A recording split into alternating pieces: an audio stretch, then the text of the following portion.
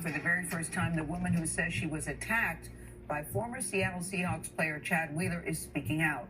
Last week, you may recall, Wheeler pleaded not guilty to 3 charges, including domestic violence assault. His ex-girlfriend showed up in court to face him. She says that Wheeler is still a threat to her safety. And now she's sharing her story in an exclusive interview with CBS This Morning. She spoke with our national correspondent, Jericka Duncan. Good morning to you, Jericka. Good morning to you, Gail. Her name is Aaliyah Taylor, and it was a leaked photo of her injuries that made national headlines. Well, now she's ready to share her story, and most importantly, she wants domestic violence survivors to know they're not alone. We want to warn you, some of what you're about to see and hear is graphic.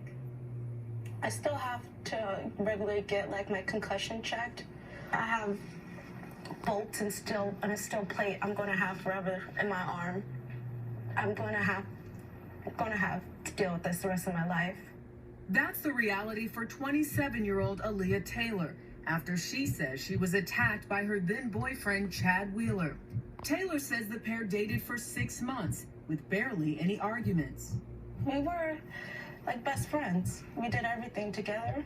I even introduced him to my family. We would babysit my nephew together. But according to Taylor, that all changed on January 22nd, starting with a text from Wheeler that he'd shaved his head. He loved his long hair, refused to cut it, and it surprised me and it worried me. I came home and Chad was trying to play it off as if he just kind of cut his hair, but then as time went on throughout the day, he started going downhill emotionally. Taylor later told police it was the beginning of a manic episode, adding she knew Wheeler suffered from bipolar disorder. Then, according to Taylor, Wheeler snapped into a dark place. He stood up and he told me to bow down, and I asked him why, and he didn't respond. He just told me to bow down again, and I told him no, and he immediately grabbed my neck, and that's when things began. Do you recall what happened after that?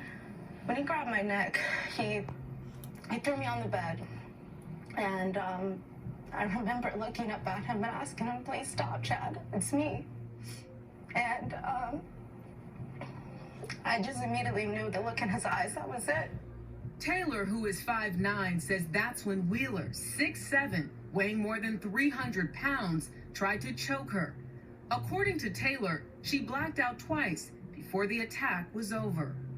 I had touched my face, and I looked down, and there was blood on my hand. And I remember getting up and running to the bathroom. Chad was standing by the bed, by the doorway, and he was sipping his smoothie, and it's like, wow, you're still alive. Please help me now. I'm gonna die. Taylor says she then locked herself in the bathroom, called 911, and texted her family and Wheeler's father for help.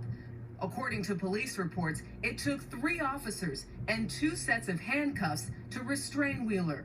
Police said Wheeler kept apologizing as he was arrested.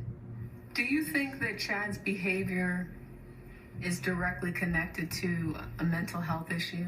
To be honest, I don't know. He went and ate dinner after doing this to me, and he didn't take the same approach with the cops as he did with me.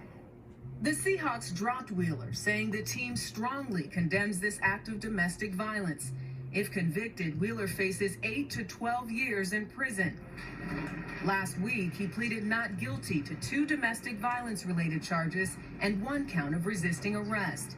Taylor was in the courtroom. Why was it so important for you to appear in court? I didn't want him to think that he had that power over me, that I wasn't going to defend myself. And I thought, how easy would that be for him and his legal team to be able to say whatever they want without having to look me in the eye.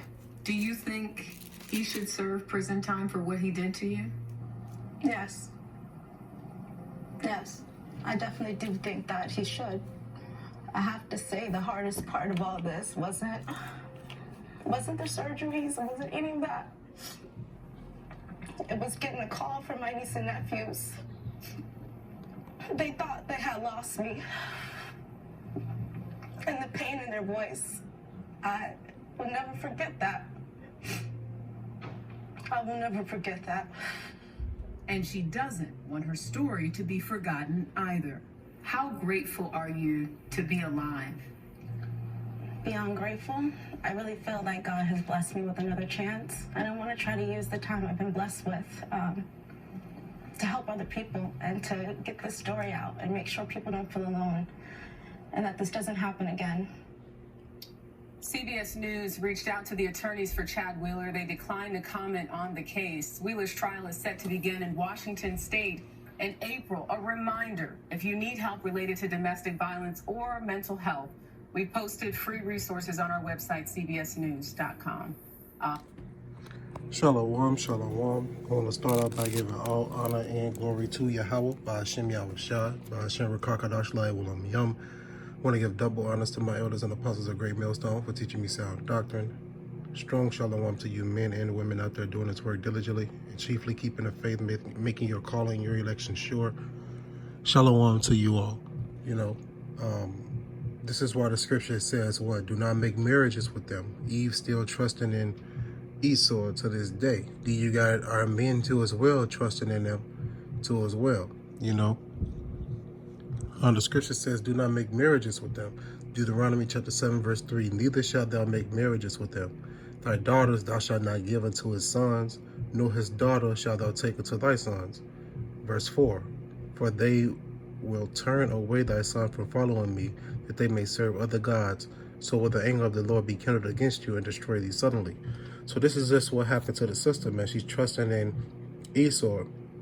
You heard in the video, she said that Esau snapped, or the so-called white man, Chad Wheeler, he snapped and went to a dark place and told her to bow down, right?